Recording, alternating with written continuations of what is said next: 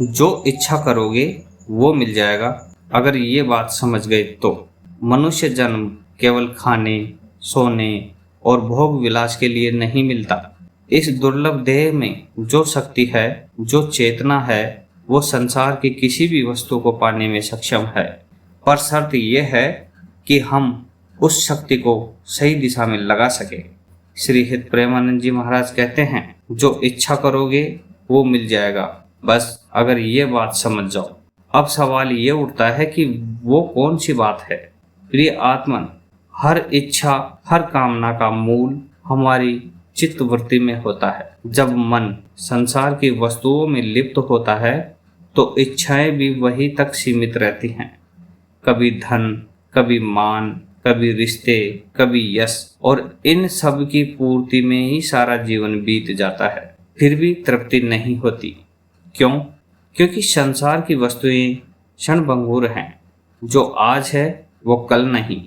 जो आज सुख दे रही है वही कल दुख का कारण बन जाएगी।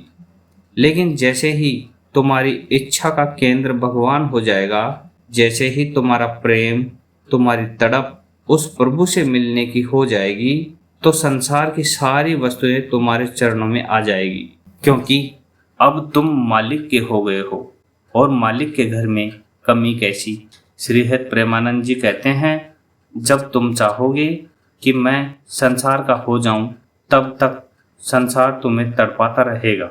और जिस दिन तुम कह दोगे कि हे प्रभु मैं तेरा हो गया, उस दिन से संसार तेरे पीछे दौड़ेगा।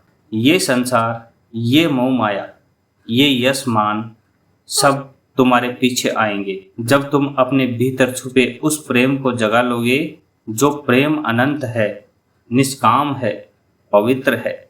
सच्चा सुख, सच्चा प्रेम, सच्चा आनंद तो उस प्रभु के चरणों में है। तुम चाहो तो संसार भी मिलेगा और प्रभु का प्रेम भी।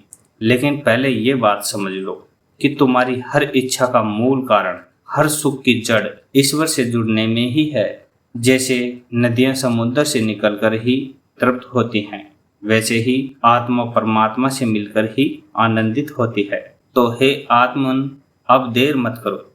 अपनी इच्छाओं का रुख संसार से हटाकर प्रभु प्रेम की ओर मोड़ दो। फिर देखना, जो इच्छा करोगे वो मिल जाएगी। क्योंकि तब वो इच्छा तुम्हारे अहंकार से नहीं, प्रेम और भक्ति से उपजी होगी।